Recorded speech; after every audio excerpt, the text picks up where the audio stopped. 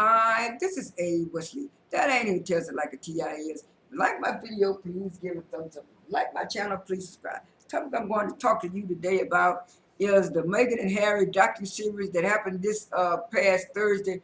For some reason, I thought I was going to come on Friday, but then my niece had called me Friday morning and said, she said, Angela, did you watch the Meghan and Harry documentary?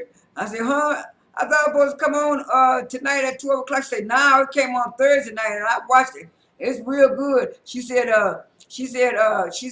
I'm not gonna tell you anything. I want you to see it yourself. I'm not gonna give you any spoilers. And she said, well, and she said one thing about it, you're gonna find out some different stuff that you didn't know, and it's gonna be some stuff that you knew that you already know about. She said, but you're gonna find some stuff that you didn't know, and stuff like that. So she gave me a kind of little hit, saying something about Megan's sister and stuff like that. I said, well, okay, don't tell me anymore. I said, because I want to look at it. So I finally looked at it. I think I looked at it Friday night, and stuff like that. I looked at it Friday night, and I kind of rewatched a little bit of it yesterday because I really didn't get a chance to look at the end real good Friday night. So I kind of got a chance to look at it again and stuff like that. And I took a couple of notes on what the main subject and the main points was about. Now the video started off with flashbacks of them, leaving and stepping back from the royal family. They had little flashback clips of them of them attending their last events where Meghan had on that pretty green dress and stuff like that. And then it also flashback to Meghan and Harry watching the video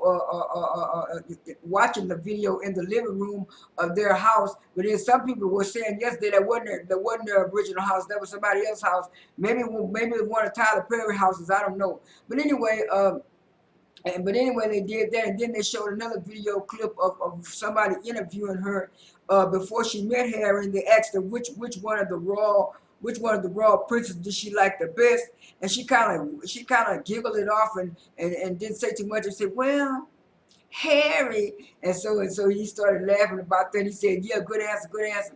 Now, like I said, I wasn't going to touch too much on the backstory because we all know the backstory of what happened. But the main points that I was surprised about, I was really surprised about the history of the British royal family in the part about their own slaves and stuff. I mean, we all kind of read about stuff here and there, but I was surprised that they put that in there. And while we're on that subject, the week before, I think a couple of days before the documentary was supposed to be released, they had this humanitarian woman at Buckingham Palace. I think her name was, I'm gonna try to pronounce it right, uh, Mazani Fula or something like that. And so she was there to get her humanitarian award, and they're supposed to be celebrating her. And this woman who was supposed to be the Queen's head of state, or head, not head of state, but like she was like a head mistress of the head of the house. To me, she was just a bona fide housekeeper. I'm sorry, but she was like the lady of they call it the lady of the house over there. But I don't care what they say. She was just a bona fide housekeeper. And like I have been trying to tell my sister in California, that it might have not been maybe the Queen or some of the other royal people, but Meghan did experience some kind of racism. And the way that woman, and the way the people kept showing the film and the clips on Twitter and stuff, and the way that woman kept harassing that black woman. She said, yeah, I'm originally from this place, but my mom and dad moved to England, some years back, so I'm really a Brit. But she kept, what kept on stressing on the woman, and then the woman said she couldn't say nothing because it would have made her look bad over there, so she just had to tuck it in. And she said they wanted to make her look less than, and she was supposed to be celebrated. And so a lot of people were saying, well, yeah, that proves Meghan point. That proves Meghan point, and stuff like that. And I realized that too. And it's just some people that even like Megan do have a couple couple of supporters like Maureen, I think her name is Maureen Morin or something like that. She was saying she just don't understand the hatred for that woman, and I kind of said the same thing because my sister in California, she kept talking about this, and Megan never assimilated with black folks. She don't look at me, and I'm looking at a lot of these people. I hate to say it, even some of these black British people, not all of them, but some of them. I think a lot of them, when I look at their family life, they either had a white ex-husband or a white boyfriend, kind of like my sister in California. I'm looking at, well girl, the circle that you had in was not all the way black people either. Well, you had black friends, but they were more of over there from like Jamaica, Africa, whatever. You didn't have too many American black friends. So it's like a lot. It's like I think a lot of these people that really kind of don't like her is because she kind of got the prize, and they didn't think she deserved the prize, just like the royal family think that she didn't deserve to be married to Harry. But back to the docu series, that was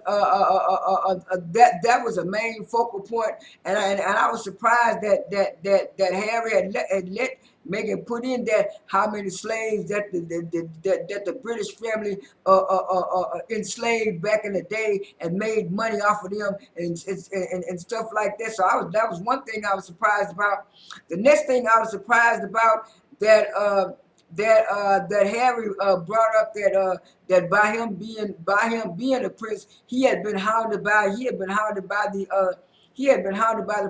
paparazzi ever since he was little. And then he brought up about how his mom had to confront the paparazzi one time when they was going skiing, and they couldn't even have a ski day by itself. And then he said when he was a teenager, he thought everything was gonna be okay. The paparazzi chased him from a nightclub, so he had to start putting on all kind of what you call it all kind of masquerading himself so people wouldn't notice him, so he could have some privacy. And so he was talking about the media has been chasing him, for years and stuff. And him and his mom, and he was saying that's why he really don't care too much for the media, because they kind of hound you to death, especially over there in the UK. And then he also got to talking about these people talking about they're royal experts and stuff like that. He said anybody could say they're royal experts, especially over there in the UK. He said a lot of people are not really no royal experts. They just people that's coming out just saying anything about you and stuff like that. They don't even have no degree. They're just saying they're royal experts. They don't have no journalism degree, so anybody can say they're a royal expert in the UK. And then he also said something about people don't know that the Royal Rotary is a part of the royal family, so they're gonna say positive things about you and not so much negative things about you. Harry said that because they're like an invisible, it's like an invisible relationship between the Royal Rotary, the media, and the royal family. And I totally agree with him on that part. And then so I was also surprised about that Megan had a relationship with uh, uh, uh, with her sister's daughter. And she was saying something about, I was surprised the girl was in the video too, because she was saying something about her and her stepsister's daughter had a bad relationship.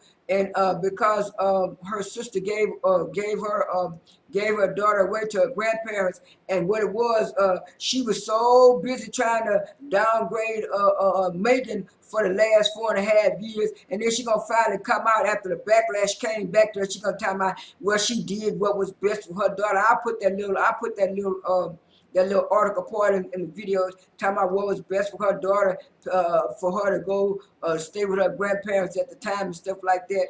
And so Megan had said that she wanted to invite the girl to the wedding, but the royal family was saying no, since she didn't get along with her mama and her daddy, the optics wouldn't look right. Now y'all had already paid Megan's daddy Thomas Markle and her sister to trash them. So what it was gonna look bad afterwards because you can't be on you can't be straddling the fence. You either gotta be against Megan or you gotta be for Megan. And what it was, they know it was gonna be bad actors, so that's why they wanted to invite the girl. But Megan said she really wanted to invite the girl, so I think that's why Megan said on Oprah that she thought it was supposed to be her wedding, wasn't her wedding because everybody else was planning the stuff that she wanted to plan. She couldn't even invite the guests that she wanted to invite. But anyway, I was surprised by that part.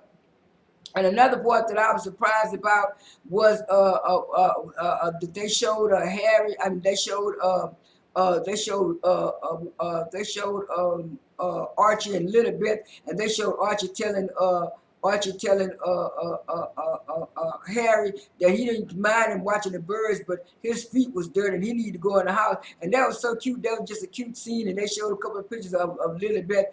And another scene that I was surprised about was Megan's mother, Doria Radcliffe. She got in there and she spoke very well and very eloquently. I see where Megan gets that from. Her speaking skills and stuff like that.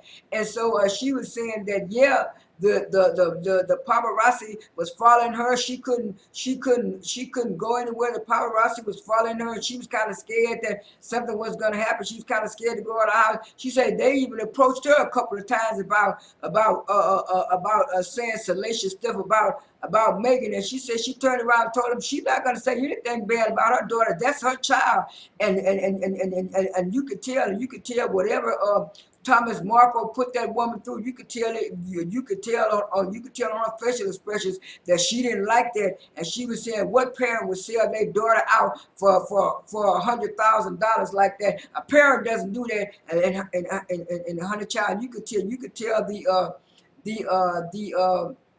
the inflection in her voice, where you could tell that she was furious about that, and she didn't like that, and she didn't think Tom should have been doing that, and so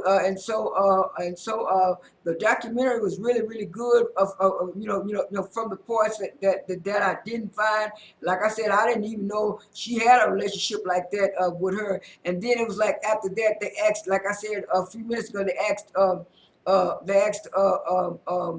Meghan Markle's sister. I can't think of her name now, but anyway, they asked her, and I said she did, and then they also asked her daddy, and he's gonna talking about he's trying to focus on. You should have been trying to focus on your health way back then. And one more note before I close, Megan did say that she was just like the rest of the people. She found out about her daddy illness on the internet and stuff, and she was saying after that she was concerned about him. She asked him, did he need any help? Or